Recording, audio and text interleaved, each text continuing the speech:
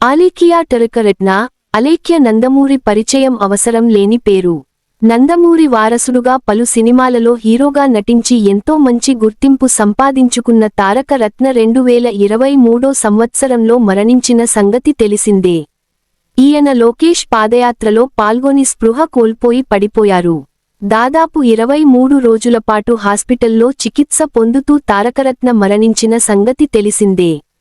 ఇలా తారకరత్న మరణించి దాదాపు 3 సంవత్సరాలు అవుతున్న ఇప్పటికీ అలేఖ్య మాత్రం తన భర్త జ్ఞాపకాల నుంచి బయటపడలేదని చెప్పాలి. భర్త జ్ఞాపకాలలోనే అలేఖ్య రెడ్డి. తన భర్త మరణం తర్వాత అలేఖ్య తారకరత్న సోషల్ మీడియాలో చాలా యాక్టివ్గా ఉంటూ నిత్యం తన పిల్లలకు అలాగే తన భర్త జ్ఞాపకాలను సోషల్ మీడియా వేదికగా అభిమానులతో పంచుకుంటున్నారు.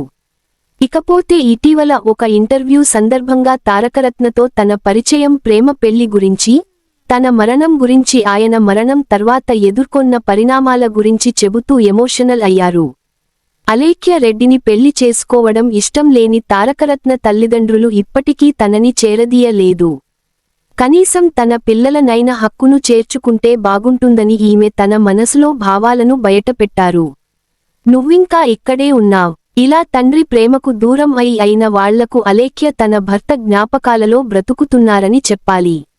ఇక తాజాగా ఈమె సోషల్ మీడియా వేదికగా తన భర్త గురించి ఎమోషనల్ పోస్ట్ షేర్ చేశారు.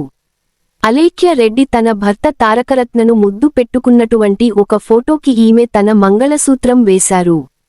ఇలా ఆ మంగళసూత్రం వేసిన ఫోటోని సోషల్ మీడియా వేదికగా షేర్ చేస్తూ, నువ్వు ఇక్కడ ఉన్నప్పుడు దాన్ని ధరించాల్సిన అవసరమే రాలేదు. ఇప్పుడది నా చేతిలో ఉంది. ఎందుకంటే నువ్వు ఇంకా ఇక్కడే ఉన్నావు అంటూ ఈమె షేర్ చేసిన పోస్ట్ వైరల్ అవుతుంది. ఇలా తన భర్త బ్రతికే ఉన్నాడంటూ ఎమోషనల్ అవుతూ ఈమె ఈ సందర్భంగా చేసిన పోస్ట్ ప్రస్తుతం వైరల్ అవుతుంది. ఇలా తన భర్తను తలుచుకుంటూ ఈమె సోషల్ మీడియా వేదిక ఈ పోస్ట్ చేయడంతో ఎంతో మంది అభిమానులు ఈమెను ఓదార్చే ప్రయత్నం చేస్తున్నారు.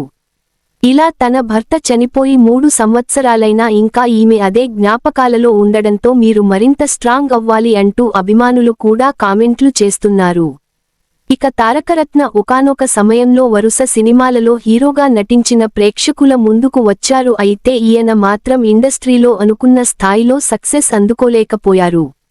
ఇలా ఇండస్ట్రీకి దూరమైన తారకరత్న తిరిగి పలు సినిమాలు, వెబ్ సిరీస్లలో నటిస్తూనే మరోవైపు రాజకీయాలలోకి వచ్చే ప్రయత్నాలు చేశారు. అందులో భాగంగానే పాదయాత్రలో పాల్గొన్నారు. అయితే పాదయాత్రలో ఒక్కసారిగా స్పృహ కోల్పోవడంతో ఈ ప్రమాదం చోటు చేసుకుంది.